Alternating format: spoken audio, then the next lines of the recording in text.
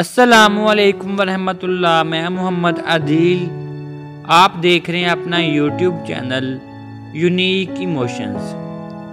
دوستو، ایک نوجوان بزنس مینیجر اپنی برانڈ نیو BMW میں دفتر سے DHA میں واقع گھر جاتے ہوئے ایک پسماندہ علاقے سے گزر رہا تھا کہ اچانک اس نے ایک چھوٹے سے بچے کو بھاگ سڑک کی طرف آتے دیکھا تو گاڑی آہستہ کر لی۔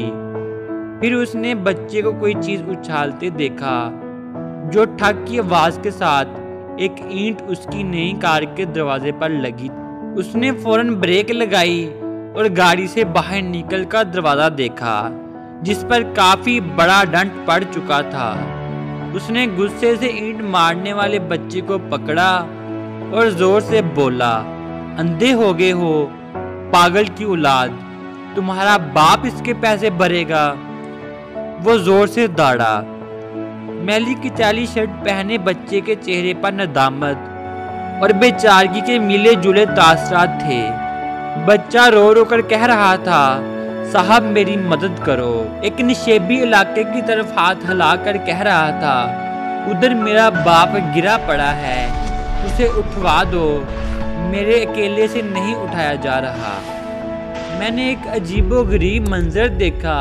ایک معذور شخص اوندھے منہ مٹی پر گرا پڑا تھا اور ساتھ ہی ایک ویل چیئر بھی پڑی ہوئی تھی اور ساتھ میں چاول گرے پڑے تھے جو شاید باپ بیٹا کہیں سے مانگ کر لائے تھے۔ بچے نے روتی ہوئی آواز میں کہا، صاحب میرے ابو کو اٹھوا دو۔ وہ باقاعدہ ہچکیاں لے رہا تھا۔ نوجوان ایگزیکٹو کے گلے میں جیسے پھندا پھنس گیا ہو، اسے شرمندگی محسوس ہونے لگی۔ بچے کے باپ کی حالت غیر تھی اور چہرہ خراشوں سے بھرا پڑا تھا۔ اس نے بچے کے باپ کو ویل چیئر پر بٹھایا اور بھاگ کر اپنی گاڑی کی طرف گیا اور بٹوے میں سے 10,000 روپے نکال کر کپ کپاتے ہاتھوں سے مزدور کی جیب میں رکھ دیے۔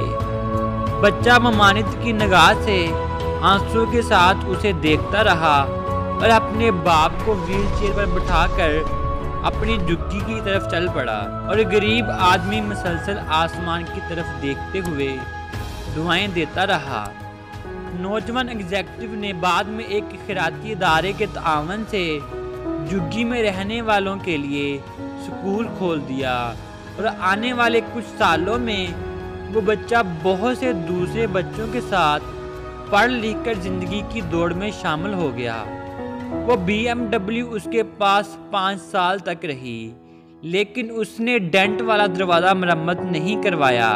کبھی بھی کوئی اس سے پوچھتا تو وہ یہ کہتا کہ زندگی کی دوڑ میں کبھی بھی اتنا تیز نہیں چلنا چاہیے کہ کسی کو اینٹ مار کر گاڑی روکنی پڑے۔ بس ہمیں یاد رکھنا چاہیے کہ اوپر والا کبھی ہمارے کانوں میں سرگوشیاں کرتا ہے اور کبھی ہمارے دل سے باتیں کرتا ہے، اور جب ہم اس کی بات نہیں جان رہے ہوتے تو وہ کبھی ہمارے اوپر اینٹ بھی اچھال دیتا ہے۔